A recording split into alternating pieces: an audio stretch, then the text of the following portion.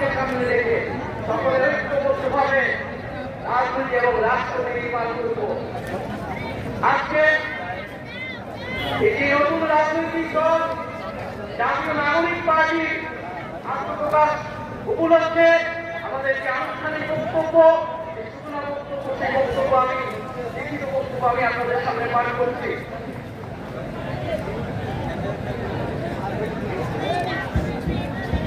জুলাই 2024 ছাত্র জনতার গণঅভ্যুত্থানের প্রেক্ষাপটে বৈষম্যবিরোধী ছাত্র আন্দোলনের নেতৃত্বে এবং জাতীয় নাগরিক কমিটির উদ্যোগে আমরা বাংলাদেশের ছাত্র জনতা এই মর্মে ঘোষণা করছি যে আমরা হাজার বছরের ঐতিহাসিক পরিক্রমায় বঙ্গীয় বদ্বীপের জনগোষ্ঠী হিসেবে এক সমৃদ্ধ সক্রিয় সংস্কৃতি নিয়ে দাঁড়িয়ে আছি।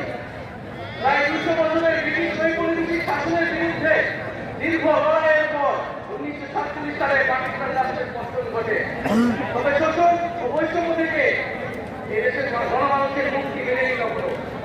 ফলে দীর্ঘ 23 বছরের সংগ্রামের ধারাবাহিকতায় 1971 সালে মহান মুক্তিযুদ্ধের মাধ্যমে লাখো শহীদের রক্তের বিনিময়ে স্বাধীন বাংলাদেশ রাষ্ট্রের জন্ম হয়।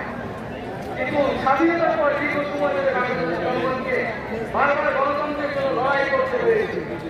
1990 সালে ছাত্র জনতার বুকে তাদের রক্ত দিয়ে সামরিক স্বৈরাচারকে উঠিয়েছে।